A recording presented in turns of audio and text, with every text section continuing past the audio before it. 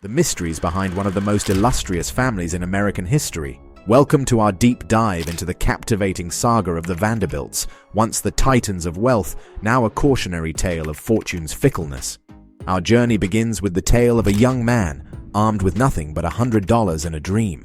Meet Cornelius Vanderbilt, affectionately known as the Commodore. Back in 1810, when most teenagers were playing tag, he was striking deals and charting his course to greatness. With the savvy of a seasoned businessman, the Commodore rode the waves of commerce, expanding his empire from shipping to the iron horses of the railroad. Before long, he had his fingers in more pies than a pastry chef at a royal banquet. The next protagonist of our story is William Henry Vanderbilt, the Commodore's heir and a man with a mind for multiplication. Inheriting his father's fortune was just the beginning of his financial odyssey. Billy took his father's advice to heart, proving that building a fortune was child's play compared to safeguarding it. But where the Commodore was a lion of industry, Billy danced to the beat of a different drum. While the Commodore reveled in the thrill of the chase, Billy found himself tangled in the web of responsibility, a burden he carried like a heavy load of gold. But through shrewd investments and a keen eye for detail, he managed to multiply his inheritance, becoming the richest man in the world. And so, as the curtains close on the Vanderbilt Dynasty, we are left with more questions than answers. What lessons can we glean from their triumphs and tribulations? How fragile is the fabric of fortune, and what price must one pay for its fleeting embrace? Picture this: Gilded Age New York, a glittering stage where power and prestige danced hand in hand. At its center stood the Vanderbilts, a family whose rise to prominence was as swift as it was spectacular. The complexities of high society. Despite their wealth, the Vanderbilts found themselves on the outskirts of acceptance, shunned by the elite cliques led by none other than Mrs. Caroline Schermerhorn Astor herself. You see, in the game of societal chess, one's name on the coveted list of 400 was the ultimate prize, and the Vanderbilts were not invited to the party.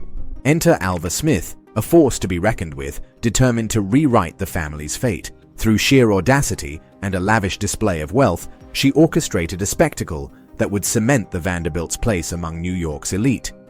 With a ball so extravagant it could make even the most seasoned socialite blush, she propelled her husband Willie and herself into the coveted circle, spending a fortune in the process. The Triple Palaces, a trio of opulent townhouses that served as a testament to the family's extravagance. And let's not forget the legendary rivalry between Alva and her sister-in-law Alice, each vying to outdo the other with ever grander residences. But amidst the glittering skyline of New York City, one man dared to dream bigger. George W. Vanderbilt, with his vision set on the rolling hills of North Carolina, embarked on a quest to build a castle fit for royalty. And thus, Biltmore was born, a sprawling estate that would become the crown jewel of the Vanderbilt legacy. With its 250 rooms and French Renaissance architecture, Biltmore stood as a symbol of extravagance and opulence, a testament to the Vanderbilt name. And though the family's fortunes may have faded, Biltmore endures as a timeless reminder of their legacy. The patriarch himself, Cornelius Vanderbilt, better known as the Commodore. While his name evokes images of grandeur and affluence, few know of his benevolent side. In 1873, he stunned the world with a monumental act of generosity, a staggering $1 million donation to establish what would become Vanderbilt University in Nashville, Tennessee. A testament to his commitment to education and community, this gift would shape the future of countless lives. But the legacy of giving didn't end there.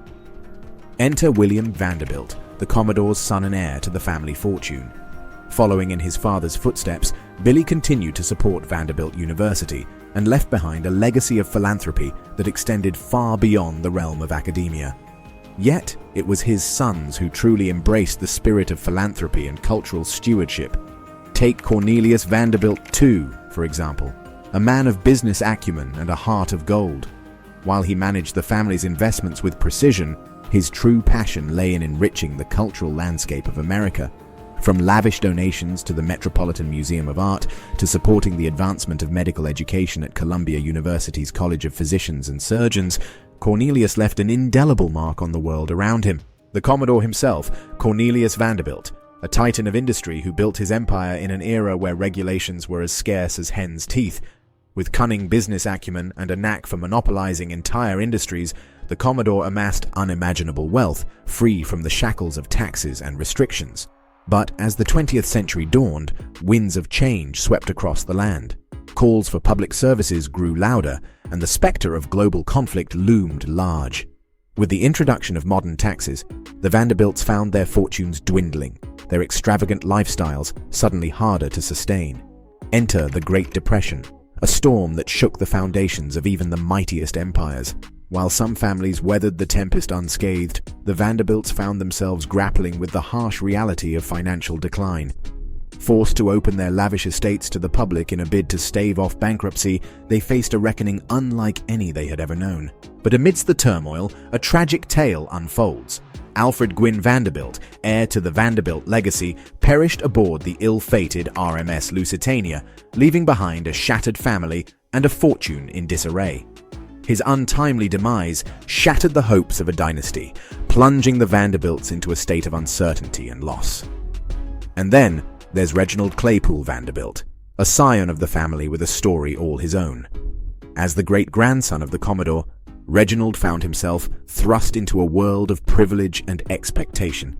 Yet beneath the veneer of wealth lay a soul tormented by inner demons, a man searching for meaning amidst the trappings of his lineage.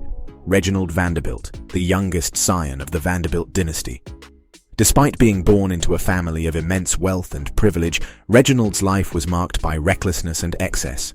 With little interest in the family business, he squandered his inheritance on a lifestyle of gambling and alcohol, sealing his fate in a tragic spiral of self-destruction.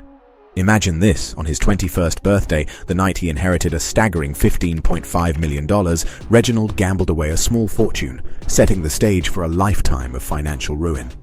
And when confronted with the dire consequences of his actions, he chose to ignore the warnings, plunging further into a world of excess and indulgence. But perhaps the most tragic chapter of Reginald's story is his ill-fated marriage to socialite Gloria Morgan, a union marked by scandal and sorrow. With his health deteriorating rapidly due to alcohol abuse, Reginald's life was cut short at the tender age of 45, leaving behind a legacy of squandered wealth and shattered dreams. As the Vanderbilt fortune dwindled in the hands of spendthrift heirs, the once mighty New York Central, the cornerstone of the family's wealth, began to crumble. Once a titan of the transport and freight industry, it fell victim to the changing tides of the 20th century, eventually succumbing to bankruptcy in 1970. And yet, amidst the ashes of fortune, a phoenix emerged, Gloria Vanderbilt, the daughter left behind by Reginald's tragic demise. Rising from the ashes of her family's legacy, she carved out a name for herself as a fashion icon, writer and actress, leaving an indelible mark on the world of style and culture. But what lessons can we glean from the Vanderbilt saga? From the heights of prosperity to the depths of ruin, their story serves as a cautionary tale of the perils of excess and the importance of resilience in the face of adversity. Meet Gloria Vanderbilt, a woman whose life was as enigmatic as it was extraordinary. Raised in the shadow of her father's tragic demise and her mother's silent grief, Gloria's childhood was marked by privilege and isolation. Despite inheriting a vast fortune, she grew up unaware of her Vanderbilt roots, shielded from the weight of her family's legacy. But Gloria was determined to carve her own path, forging a successful career in the public eye. Yet, behind the glamour and fame, she carried a secret burden, the knowledge that her family's once mighty fortune had dwindled to insignificance. In a poignant moment shared with her son, Anderson Cooper, Gloria revealed the truth. There was no trust fund to rely on. Instead, she faced the harsh reality of financial struggle, a stark contrast to the wealth that once defined her family name. As the 20th century drew to a close, the Vanderbilt fortune lay in ruins, a mere shadow of its former glory. From the pinnacle of wealth to the depths of obscurity, the Vanderbilt legacy had faded into obscurity, a cautionary tale of the fleeting nature of riches. But even in the face of adversity, Gloria's spirit remained unbroken. And when she passed away in 2019, she left behind a legacy far greater than material wealth, one of resilience, courage, and the enduring power of the human spirit. As we reflect on the Vanderbilt saga, let us remember the lessons learned from their rise and fall. For in their story, we find echoes of our own struggles and triumphs, A reminder that true wealth lies not in riches, but in the strength of character and the bonds of family. Thanks for watching. I hope you enjoyed the video. Please like, subscribe, and share your thoughts in the comments.